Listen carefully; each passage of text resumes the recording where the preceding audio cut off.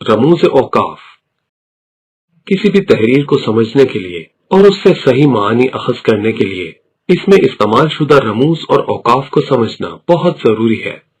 रमूज रम्ज से निकला है जिसके मानी है इशारा, और औकाफ वक्फ की जमा है जिसके मानी है ठहरना। इन्हें अंग्रेजी में पंक्चुएशन कहते हैं। रमूज और औकाफ दरअसल उन निशानात या अलामात को कहते हैं जो एक जुमले को दूसरे जुमले से या एक ही जुमले में एक हिस्से को दूसरे हिस्से से अलग करें और पढ़ने वाले को वक्फे का एहसास हो जो उसे तहरीर को समझने में मदद फराहम करे। उर्दू में मंदरजा झेल अलामात और निशानात इस्तेमाल होते हैं।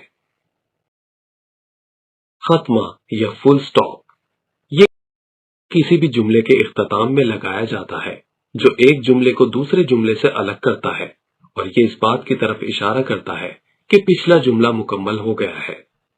मसलन मुंबई एक गुंजान आबाद शहर है। इसमें बड़ी बड़ी इमारतें हैं। लोग मुख्तलिफ इलाकों से यहाँ काम करने आते हैं। सकता या कौमा, किसी भी जुमले में थोड़ा सा ठहराव लाने के लिए कौमा का इस्तेमाल किया जाता है। ये निशान छोटी उल्टी वाव की सूरत में लगाया जाता है। इसके जरिए एक ही जुमले में मुख्तलिफ हिस्सों को जरूरत के मुताबिक अलग किया जाता है जिससे तहरीर को समझने में मदद मिलती है। मसलन बाजार से दूध, दही और अंडे ले आना। ये किताब एक अजीम शायर अल्लामा इकबाल के मुतालिक लिखी गई है। वो सोकर उठा, मुंह धोया, तैयार हुआ और बगैर नाश्ते के स्कूल चला गया। सवालिया या इस्तफहामिया, जब किसी जुमले में सवाल किया जाए तो उसके आखिर में ये निशान लगाया जाता है। मसलन तुम्हारा क्या नाम है, तुम कब घर वापस जाओगे, या इस्तेजाबिया, जब किसी जुमले में किसी को मुखातिब किया जाए, हैरत या ताज्जुब का इजहार किया जाए तो उसके आखिर में इस निशान का इजाफा किया जाता है। मसलन जनाब आली, वाह वाह कितनी प्यारी बच्ची है ये तुम थे। वावैन, जब किसी की बात, बयान या तहरीर को इक्तबास करना यानी कि कॉपी करना मकसूद हो तो उसके शुरू और आखिर में वावैन को लगाया जाता है।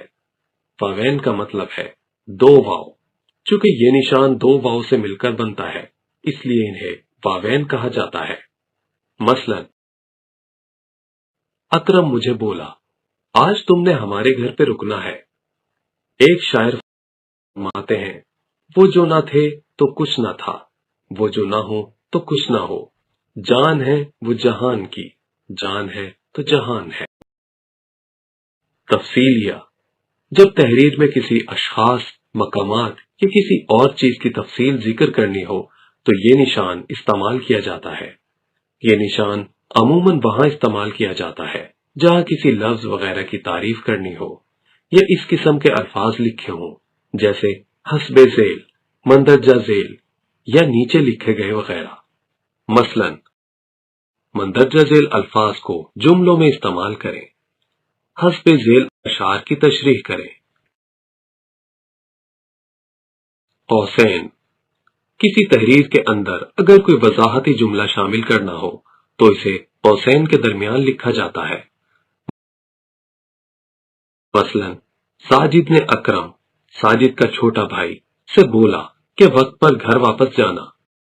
उबैद साहब जो हमारे पड़ोसी हैं वो दुबई से वापस आ गए हैं।